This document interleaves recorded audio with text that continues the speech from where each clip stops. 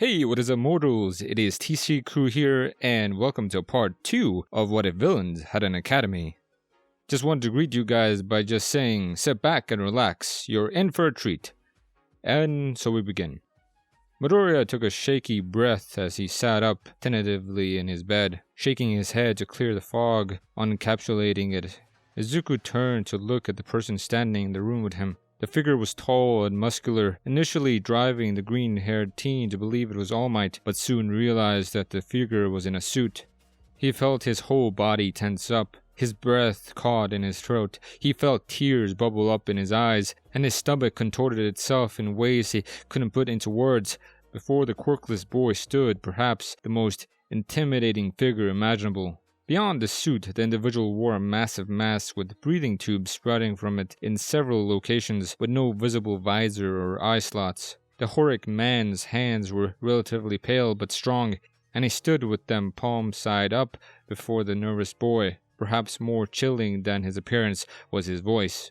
I am afraid this will be excruciatingly painful for you, young Midoriya.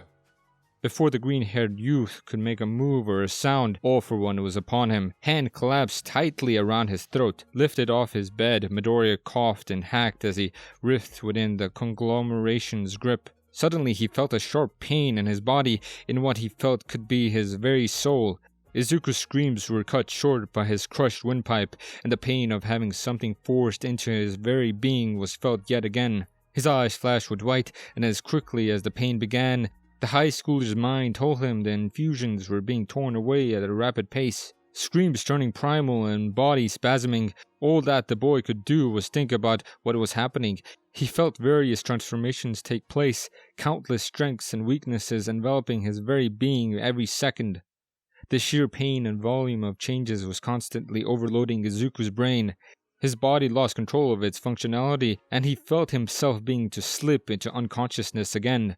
Before he could, though, his body managed to spasm his back enough to let him get one scream out. At this, the nightmarish individual dropped the boy on his bed before warping away in a vertical pool of grey sludge.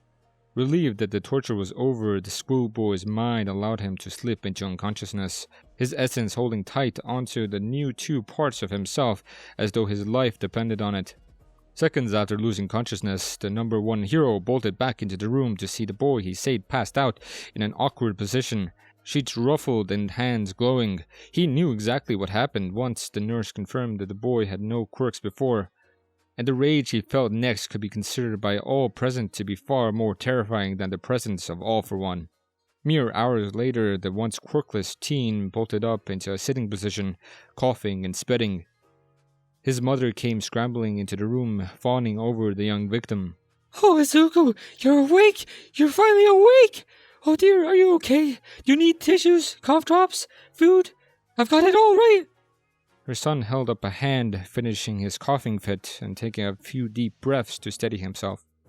When the youth turned to face his mother, they both looked at his hand, which was now glowing with a malachite green tint. The light sporadically darkened and brightened itself, and both individuals screamed.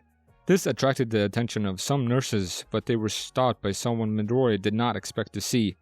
The stars on his costume almost seemed to cast a dim light themselves, and his bangs stuck straight up like a second pair of ears. With one arm at the hero's side and the other holding back the nurses, All Might walked into the room and eventually silenced the family within. His smile, much to Izuku's horror, was replaced with an angry frown. Please forgive me, I wasn't here to help you with the villain who tortured you. The worldwide idol took a knee to the anxious teen, who was even more panicked than before. Who was in my room when you were gone? Why are you still here? Why is my hand glowing? I'm afraid we must discuss this in private. This has gotten quite serious, and we must be certain that you get the help that you need. All Might made direct eye contact with Mama Midoriya, who looked away, ready to cry again. Is it true that your son was born quirkless?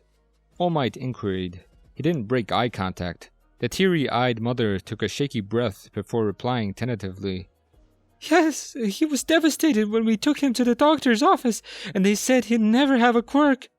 She blew her nose and tossed the tissue into a nearby trash can, which was practically overflowing with used Kleenex. At this, All Might's already agitated demeanor became darker still, gesturing for the nurses to let them be. He waited until the doors were locked before continuing. Ma'am, I'm afraid your son has been targeted by a villain I have a long history with. It seemed this villain used his quirk to transfer stolen quirks into your son. The number one hero paused to let his words sink in, and waited until they asked the question they knew he would. The first to speak, however, was the bedridden boy. How is that possible? I thought quirks were a genetic trait. Are you saying that I have a quirk now?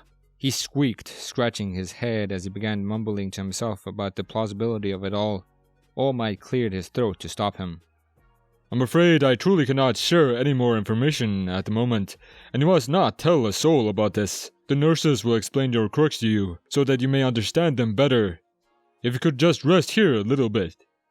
He suddenly stopped himself as the young boy shakily got out of bed, walking towards the door, his face uncharacteristically fierce. All Might tried to stop him, but Midoriya looked him in the eyes with a sort of determination that made All Might take a step back.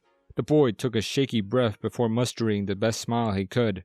I remember the pain of what happened, but I won't tell anyone about it. I have a quirk now, All Might, and I want to use it the best I can.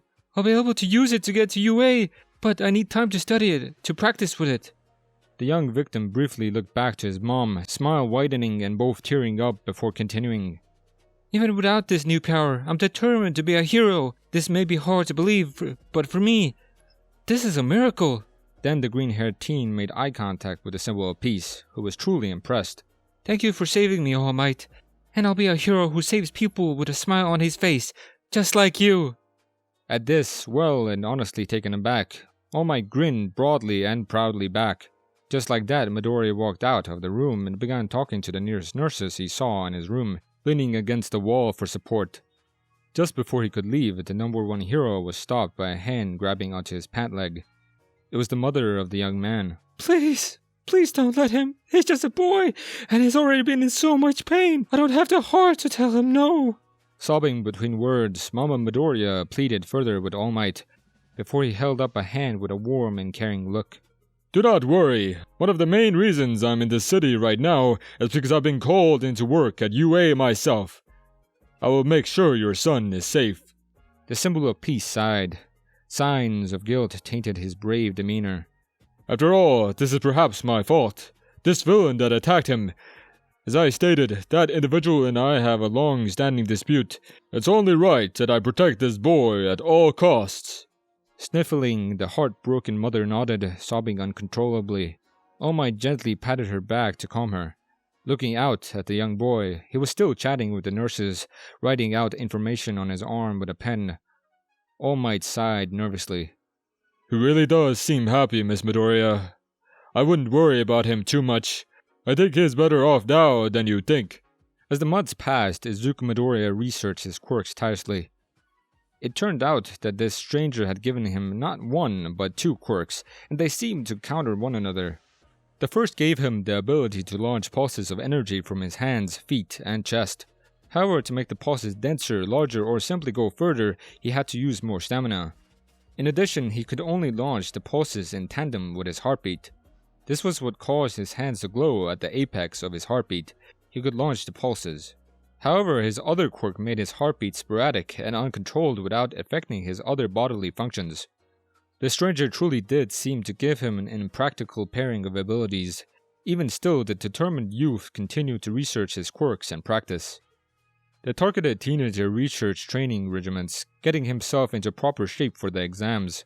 He studied what he needed to exercise more to account for his quirk's usage, and discovered that his once annoying secondary quirk kept his blood flowing at a steady and constant state, giving him more endurance than normal.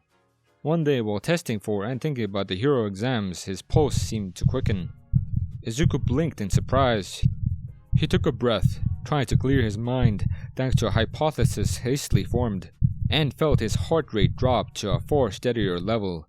This was perhaps the biggest breakthrough for him, studying how to control his own thoughts via meditation and the like. The studious youth gained greater control of his heartbeat, which gave him even further control over his blasts. Throughout all of this, he was given the gift of constant visits from All Might, who helped him to get into proper shape. The workouts were fresh hell. but they got serious results. By the time the entrance exam had rolled around, the once scrawny fanboy had become a well-toned quirk user.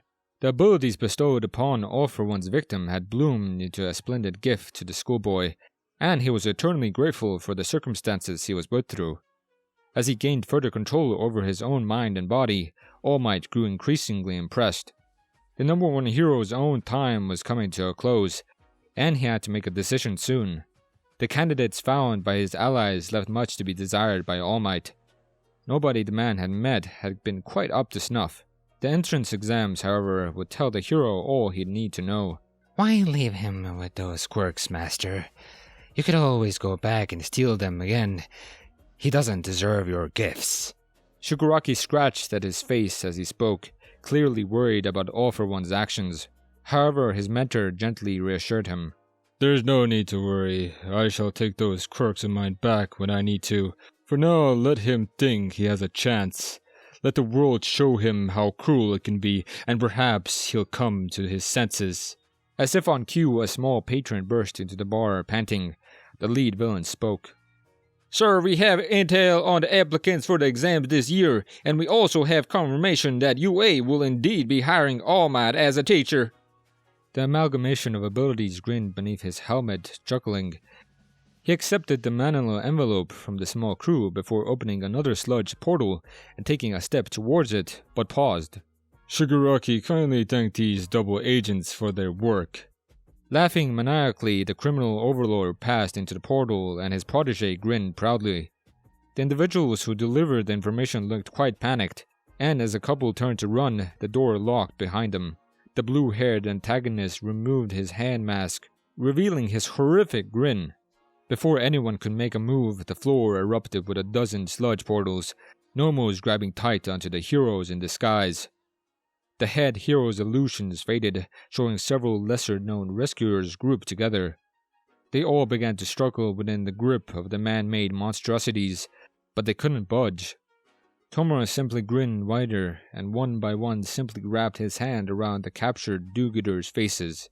Neither the heroes nor the screams left the bar. Thank you all for indulging yourselves in this story thus far. Hope you enjoyed it. Now there are a few more things that I'd like to go over before the video ends. Firstly, we've got a second channel called Anime Deep Dive. Anime Deep Dive goes deep into the facts and lore of a wide variety of anime. It's sure to expand your weeb knowledge for all kinds of series, guaranteed. On top of that, we have a third channel called We the Celestial Naruto What Ifs. It's what we do on this channel already, but in the vast world and lore of Naruto. Go check it out if you're in the mood for some jutsu action. On behalf of We the Celestials, I'd like to thank everyone involved in the production of today's awesome content. Their details will be in the description below.